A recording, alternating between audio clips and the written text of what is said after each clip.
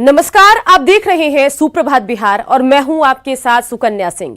राजधानी पटना से सटा बिहटा एक बार फिर गोलियों से थर्रा उठा। बेखौफ बदमाशों ने सरेआम आईआईटी कैंपस में घुसकर 3 मजदूरों को गोली मारी। तीनों मजदूर की हालत नाजुक बनी हुई है। आईआईटी कैंपस में गोलीबारी की इस घटना से लॉ एंड ऑर्डर पर फिर से सवाल खड़े हो गए हैं। बिहटा में अपराधी बेखौफ, मजदूरों को मारी गोली। आईआईटी कैंपस में दहशत। राजधानी पटना से सटे बिहटा में अपराधियों ने एक बार फिर तांडव मचाया है। बेखौफ अपराधियों ने आईआईटी कैंपस में घुसकर 3 मजदूरों को गोली मार दी। अपराधियों के इस कारनामे से पूरा इलाका सहम गया है। 4 मोटरसाइकिल पर सवार 8 अपराधियों ने घटना को अंजाम दिया। अपराधियों का दुस्साहस देखिए कि गोली मारने के बाद आराम से हथियार लहराते निकल गए। माना जा रहा है कि वारदात को रंगदारी नहीं देने पर अंजाम दिया गया। अपराधियों ने अपने कारनामे से एक बार फिर पुलिस को खुली चुनौती दे दी। आईआईटी का सिक्योरिटी वाले से कॉल आया मेरे पास कि कुछ आदमी इधर है, उसका सर फटा हुआ है। हम वहाँ पे पहुँचे, वो लोग को भी हॉस्पिटल भेजे। फिर एनएसआईटी से मेरे जो स्टाफ लोग हैं साथ में जो वो लोग कॉल किए कि 2 आदमी को गोली लगा हुआ है, तो आप यहाँ पे आइए। फिर हम गए वहाँ पे, फिर पुलिस के साथ यहाँ पे आए। आपस में 2 कॉन्ट्रैक्टर आपस में लड़ रहा था। अच्छा, इतना सूचना मिला। अच्छा। वारदात की वजह आईआईटी कैंपस में काम करा रहे कॉन्ट्रैक्टर और स्थानीय बदमाशों के बीच विवाद बताया जा रहा है। पुलिस मौके पर पहुंचकर तहकीकात में जुट गई है। बहरहाल आईआईटी जैसे अहम संस्थान में घुसकर गोलीबारी की घटना ने संस्थान की सुरक्षा पर बड़े सवाल खड़े कर दिए हैं। सरेआम गोलीबारी के बाद लॉ एंड ऑर्डर पर एक बार फिर सवाल खड़े हो गए हैं। आखिर आईआईटी जैसे संस्थान के कैंपस में अपराधी इतनी आसानी से कैसे घुसे? क्या आईआईटी कैंपस में सुरक्षा का नहीं है कोई इंतजाम? क्या सुशासन की सरकार में पुलिस का इकबाल खत्म हो गया है? अपराधियों की साजिश की भनक पुलिस को कैसे नहीं लगी? क्या पटना की पुलिस इतनी बेपरवाह है? बिहटा की इस घटना से एक बार फिर साफ हो गया है कि प्रदेश में बदमाशों का राज कायम है। आदित्य आनंद, न्यूज़ 18, बिहटा। बिहटा आईआईटी में अपराधियों की गोली से घायल हुए मजदूरों को पीएमसीएच में भर्ती कराया गया, जहां इमरजेंसी वार्ड में डॉक्टरों की टीम इलाज में जुटी है। घायलों में 2 की हालत अब भी नाजुक बनी हुई है, जबकि एक खतरे से बाहर बताया जा रहा है। घायल सभी मजदूर एक ही परिवार के हैं और पिता समेत 2 बेटे को अपराधियों ने गोली का शिकार बनाया। प्रत्यक्षदर्शी की माने तो भवन निर्माण करवा रहे एक ठेकेदार से महज इस बात का विवाद हो गया कि मजदूरों ने ठेकेदार के शराब पीने के बाद उसके कहने पर सफाई नहीं की और इस बात को लेकर ठेकेदार ने कुछ देर बाद आकर गोली मार दी। पीएमसीएच का जायजा लिया संवाददाता रजनीश ने। अपराधियों ने एक बार फिर से पुलिस को चुनौती दी है और बिहटा आईआईटी कैंपस में घुसकर 3 मजदूरों को गोली मारी है। देख सकते हैं इस वक्त जो घायल मजदूर हैं उनको गंभीर हालत में पीएमसीएच लाया गया और पीएमसीएच के इमरजेंसी में इलाज चल रहा है और इनके परिजन इनके साथ हैं। हम जरा बात करते हैं। कहा जा रहा है कि पिता के साथ साथ जो 2 पुत्र हैं उनको गोली मारी गई, यानी एक ही परिवार के 3 लोग थे। और किस पर्पज से गोली मारी गई है, क्या कोई दुश्मनी थी, पूरी घटना बताइए। नहीं सर, वो दारू पी रहा था, हम लोग काम कर रहे थे। कौन? वो ठेकेदार। तो हमको बुलाया कि दारू को साफ करो। हम लोग बोले हम लोग दारू साफ करने के लिए नहीं आए हैं, हम लोग काम करने के लिए आए हैं। उसके बाद वो हम लोग को मारा। मारने के बाद वो घर चले गया। फिर अच्छा, हाँ, गाली गलौज हो गया और वो चले गया घर। घर से ले आके हम लोग वहीं बैठे थे, साइड पे काम कर रहे थे। वो आके एक बगल से बंदूक मारते हुए चले गए। कितने लोग थे? हम लोग 10 आदमी थे। अच्छा। तो 3 आदमी को लगा और 7 आदमी हम लोग भाग गए थे। क्या करता है वहाँ? वो ठेकेदारी करता है। उसी आईआईटी के अंदर में ठेकेदारी कर रहा है? ठेकेदारी करता है, सेटरिंग का और सरिये का। इसीलिए आप लोगों का ठेकेदार था वो? नहीं, हम लोग का नहीं था, दूसरे का था। दूसरे का? हाँ। अच्छा, उसका नाम क्या? ठेकेदार नाम तो पता नहीं है, लेकिन पहचानते हैं उसको। पहचानते हैं? हाँ। कहाँ का रहने वाला? यही लोकल का है। शराब वो पी रहा था तो आप लोगों ने विरोध किया क्या? नहीं, विरोध नहीं किए थे। हम लोग काम कर रहे थे अपना। वो जब हम लोग को खुद बुलाया तब हम लोग गए थे। क्या बोला? साफ करने? हाँ, साफ करने के लिए। हम लोग बोले कि साफ नहीं करेंगे। तो आपको नहीं लगता कि छोटी सी बात को लेकर 3 लोगों को क्यों गोली मारेगा?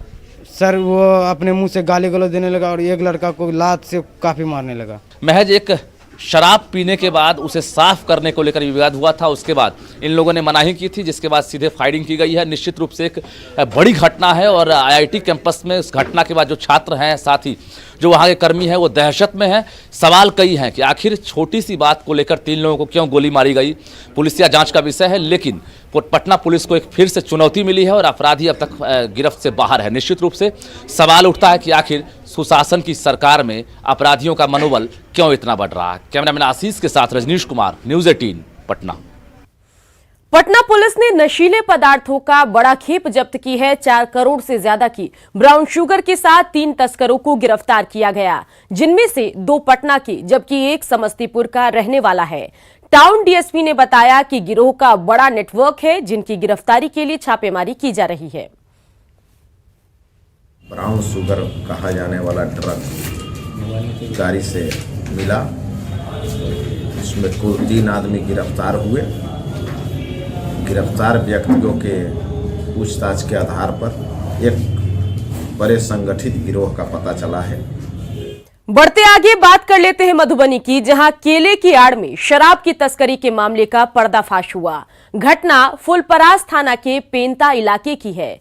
पुलिस ने 82 कार्टन अंग्रेजी शराब बरामद करने के साथ ही 3 आरोपियों को गिरफ्तार कर जेल भेज दिया। NH 57 पर बंगाल से आ रहे एक पिकअप वैन में अंग्रेजी शराब की खेप लाई जा रही थी।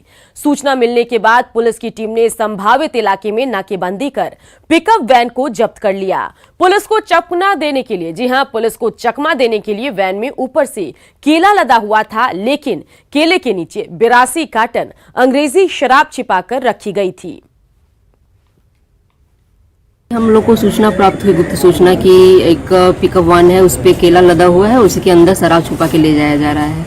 इसी क्रम में हम लोगों ने नाकेबंदी कर दी और त्वरित कार्रवाई करते हुए गश्ती का दल का टीम है, दोनों तरफ से इसको घेरा, भागने का ये कोशिश किया, फिर भी इसको पकड़ लिया गया है। 3 व्यक्ति की गिरफ्तारी हुई है इसमें, 2 इसमें पश्चिम बंगाल सिलीगुड़ी से हैं और एक यहाँ पे सुगापट्टी का लड़का है।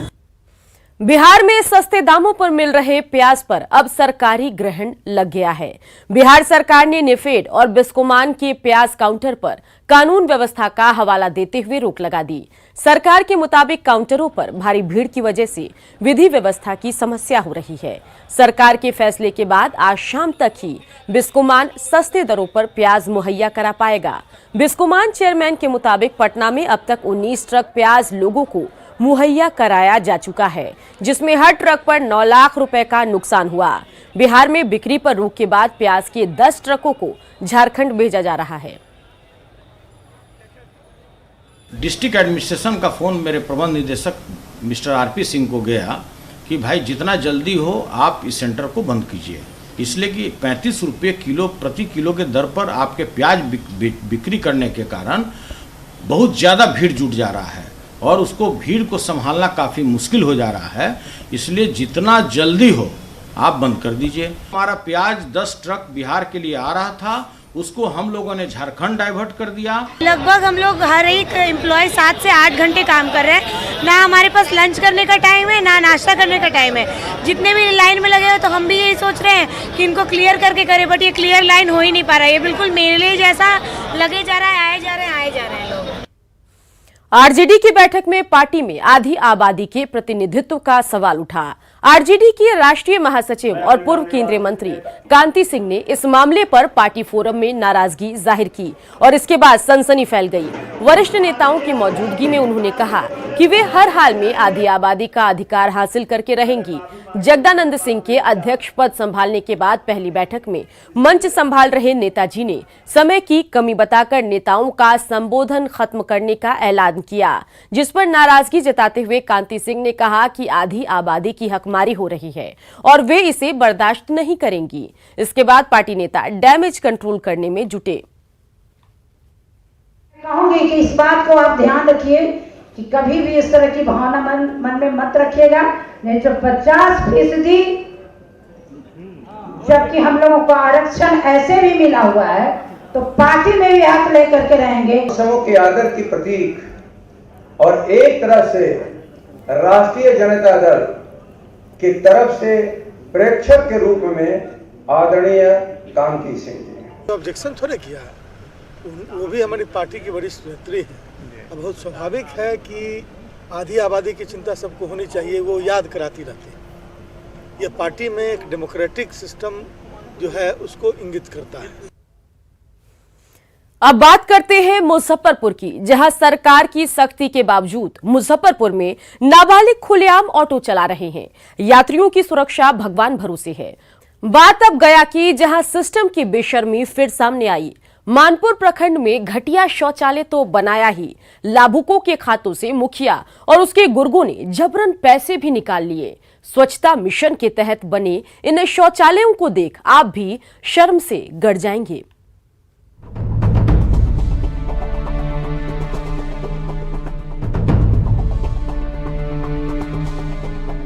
गया के मानपुर प्रखंड में शौचालय की इन तस्वीरों को देख आपकी आंखें भी फटी की फटी रह जाएंगी। स्वच्छ भारत मिशन के तहत बने शौचालय का हाल देखकर आप हैरत में पड़ जाएंगे। वैसे तो सरकारी कागजों पर मानपुर प्रखंड का सिकहर गांव ODF घोषित हो चुका है, लेकिन ग्राउंड रिपोर्ट कुछ और ही है। यहाँ शौचालय निर्माण में जमकर धांधली हुई है। मुखिया और उसके गुर्गों को मिली भगत से शौचालय को घटिया निर्माण तो कराया ही गया है, फिर लाभुक के अकाउंट से जबरन पैसे भी निकाल लिए गए। बनल है नहीं चालू है इधर। चालू काहे नहीं है? तो बनवाइबे न कैला तो घर वो बिगाड़ दिया। कौन बिगाड़ दिया है? अब कौन बिगाड़ा से आप न सोचिएगा। मुखिया ये कुछ खराब अथी बैंक अकाउंट पैसा निकाल लिया, जाके ले लिया औरत से, सीधे 500 रुपया धरा दिया औरत को, बाकी 11,500 ले लिया। ये है गेट उट लगल है, ऐसी सीट उट रख के छोड़ दिया है, चैम्बर भी बनाया है, तो ऐसी सब ढक्कन रख के छोड़ दिया है। शौचालय का? हाँ शौचालय का। बाकी हमारा पैसा निकल गया, बाकी सब दे चुका है। आपको पैसा नहीं मिला? मुखिया नहीं दिया पैसा? नहीं।